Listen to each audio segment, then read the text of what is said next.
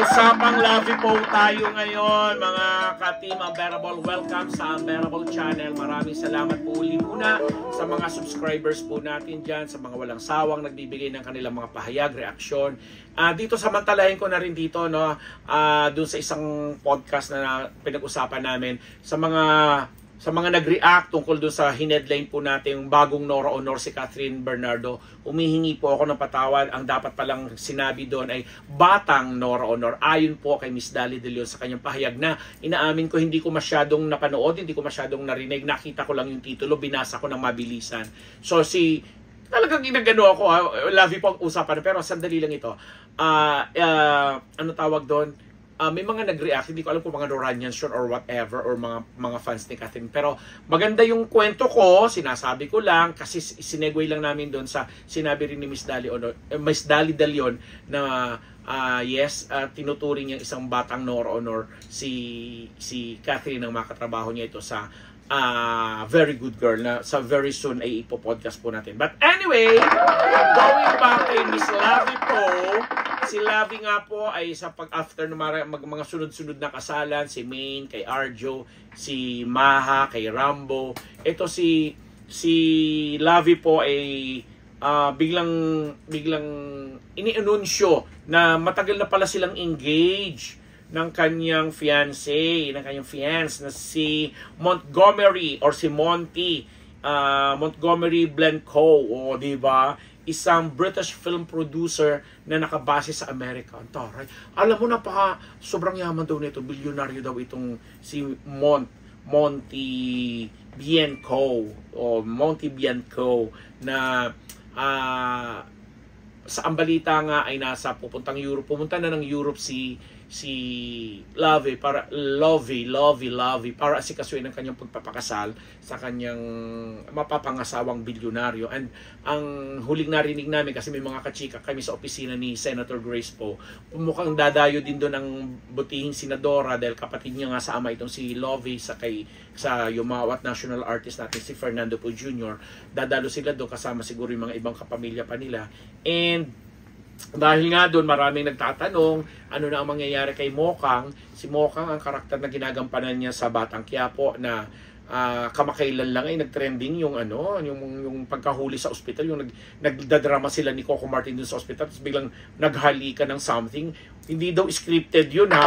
Wala umano sa script yung biglang maglilips to lips sila dun sa ospital. Oo, di ba? Habang nagpapaalaman sila. So parang ang daming nagkoconnect na sinasabi, ako, nagpapaalaman na parang hindi na sila masyadong makikita kasi di ba dun sa kwento, parang hindi naman namatay, parang mamamatay. Kasi kailan ba naman na kay si Coco Martin, parang may ganung eksena. Tapos ito nga si Lovey, na isinuko na niya yung kanyang sarili kay Ramon, yung karakter naman ni Christopher De Leon, na siya namang totoong tatay ni Coco Martin. So parang para maisalba niya yung pagpapagamot ng kanyang tatay sa kay si tatay ni Mokang. So nakakatawa lang kasi doon sa mga eksenang kaganapan na yon, ang daming apektado mga fans nila. Hindi natin sila masisisi, lalo pat talagang sinubaybayan naman nila itong Batang Quiapo since day one. At talaga namang si Mokang na karakter ni Lovey po ay talagang minahal. So, ang issue ngayon, babalik pa ba siya sa Batang Quiapo, especially now, punta siya ng Europe, syempre asikasuhin yung pagpapakasal.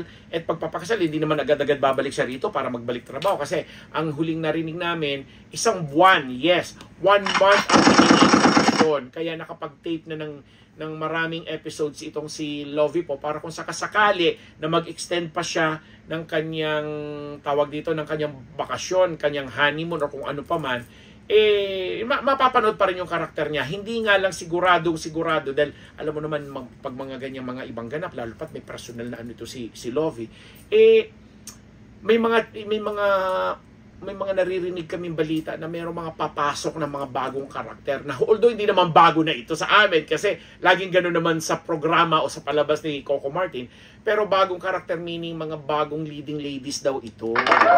Yeah.